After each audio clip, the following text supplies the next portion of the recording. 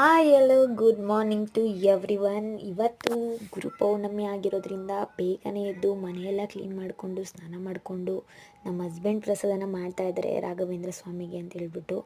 ಅವ್ರಿಗೆ ತುಂಬಾ ಭಕ್ತಿ, ಹಂಗಾಗಿ ಮಾವಿನ ಹಣ್ಣು ರಾಘವೇಂದ್ರ ಸ್ವಾಮಿಗೆ ಇಷ್ಟ ಅಂತ ಒಂದು ವಿಡಿಯೋದಲ್ಲಿ ನೋಡಿದರು.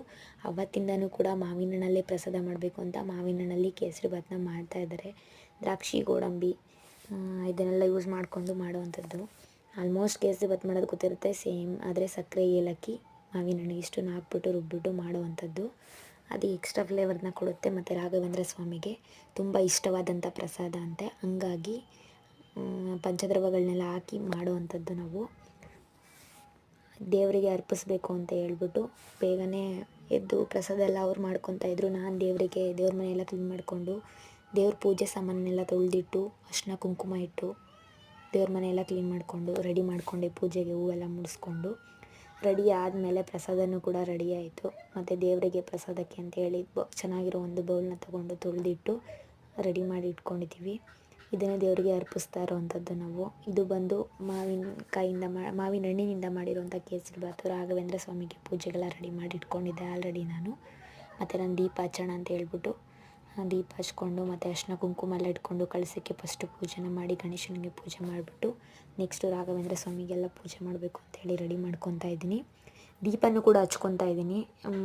ಇನ್ನೊಬ್ಬರು ಏನಂತ ಹೇಳ್ತಾರೆ ಅಂದರೆ ಗಂಧದ ಕಡ್ಡಿಯಿಂದನೂ ದೀಪ ಹಚ್ಬೋದು. ಹಾಗಾಗಿ ರಾಘವೇಂದ್ರ ಸ್ವಾಮಿ ಇನ್ನೊಂದು ಫೋಟೋ ಇದೆ ನಮ್ಮ ಮನೇಲಿ ದುಡ್ದು, ಅದನ್ನು ದೇವ್ರ ಮೇಲೆ ಇಡೋದಕ್ಕೆ ಆಗೋದಿಲ್ಲ.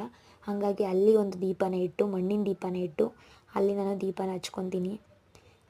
ಅದರಿಂದ ಗಂಧದ ಕಡ್ಡಿಯಿಂದನೇ ಆ ದೀಪನ ಹಚ್ಕೊತೀನಿ.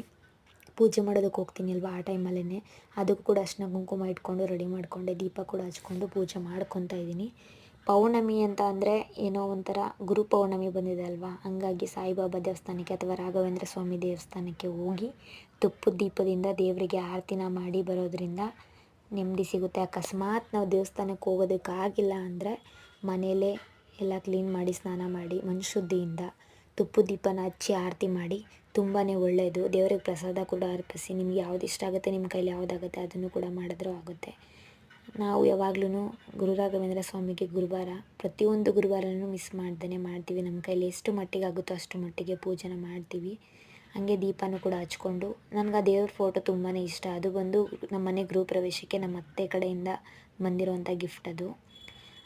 ಆದರೆ ಅದನ್ನು ನಮ್ಮ ದೇವ್ರ ಮನೆಯಲ್ಲಿ ಇಡ್ಬೋದು, ಬಟ್ ಮೇಲ್ಗಡೆ ಎಲ್ಲ ದೇವರಿದೆ ಅಲ್ಲ, ಲಕ್ಷ್ಮೀ, ಸರಸ್ವತಿ, ಗಣೇಶ, ಹಂಗಾಗಿ ಕಾಣಿಸಲ್ಲ ಅಂತ ಹೇಳ್ಬಿಟ್ಟು ನಾವು ಇಲ್ಲೇ ಇಟ್ಟು ಪೂಜೆನ ಮಾಡ್ತೀವಿ. ತುಂಬಾ ಚೆನ್ನಾಗಿದೆ. ಈ ವಿಡಿಯೋ ಇಷ್ಟ ಆಯಿತು ಅಂದರೆ ಲೈಕ್ ಮಾಡಿ, ಶೇರ್ ಮಾಡಿ, ಸಬ್ಸ್ಕ್ರೈಬ್ ಮಾಡಿ. Thank you so much.